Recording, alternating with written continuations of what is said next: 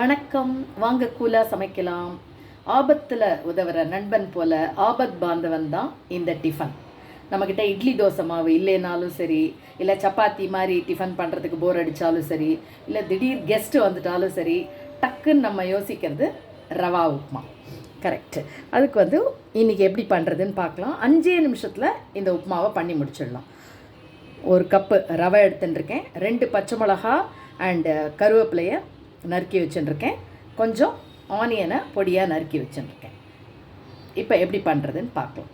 5 minutes தான். இப்போ ஒரு இலுப்பச்சட்டி எடுத்துட்டு அதில் ஒரு 4 ஸ்பூன் எண்ணெயை விட்டுக்கோங்க. எண்ணெய் காஞ்ச உடனே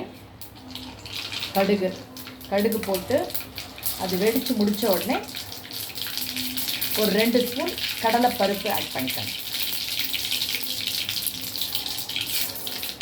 2 ஸ்பூன் கடலைப்பருப்பு போட்டு அது கொஞ்சம் கோல்டன் கலரில் ஆற வரைக்கும் கொஞ்சம் பரட்டிக்கோங்க.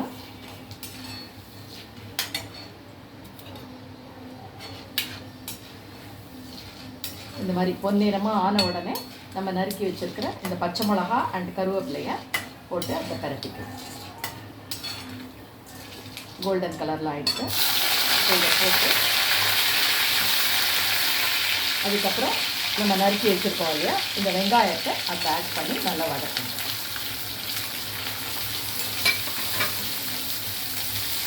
இதுக்கு தேவையான சால்ட்டை போட்டுட்டு வதக்கலாம்.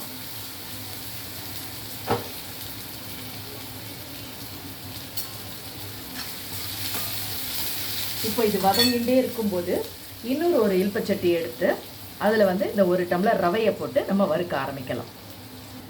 இப்போ இந்த வெங்காயம் வதங்கிட்டே இருக்கும்போதே நம்ம இன்னொரு ஸ்டவ்வை ஆன் பண்ணி இந்த பக்கத்தில் நான் அந்த 1 டம்ளர் ரவையை போட்டு அதை வறுக்க ஆரம்பிக்கிறேன்.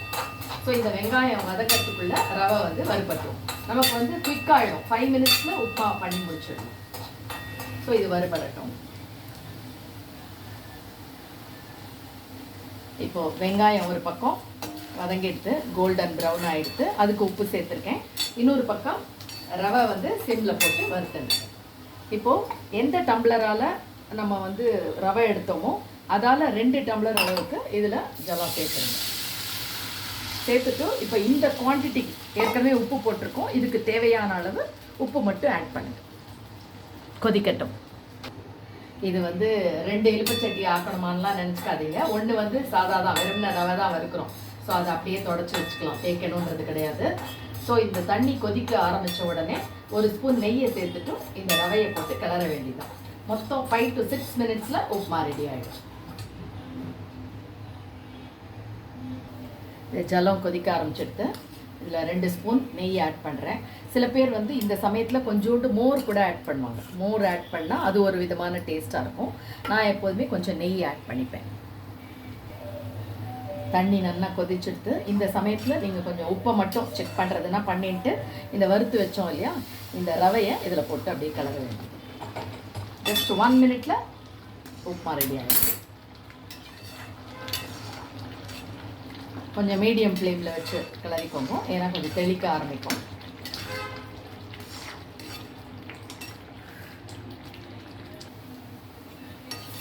உப்புமா ரெடி ஆகிடுச்சு பாருங்கள். இப்போ கொஞ்சமாக வாசனைக்கு தேங்காய் எண்ணெய் விட்டுட்டு அடுப்பை ஆஃப் பண்ணிட வேண்டியது. பாருங்கள், சுட சுட டேஸ்டியான வாசனையான உப்புமா ரெடி. ஸோ இதை சமையலே தெரியாதவங்க கூட, பிகினர்ஸ் கூட பண்ணலாம். ரொம்ப சிம்பிள் ப்ரொசீஜர். ட்ரை பண்ணி பாருங்கள். ஆபத் பாந்தவன் உப்புமா.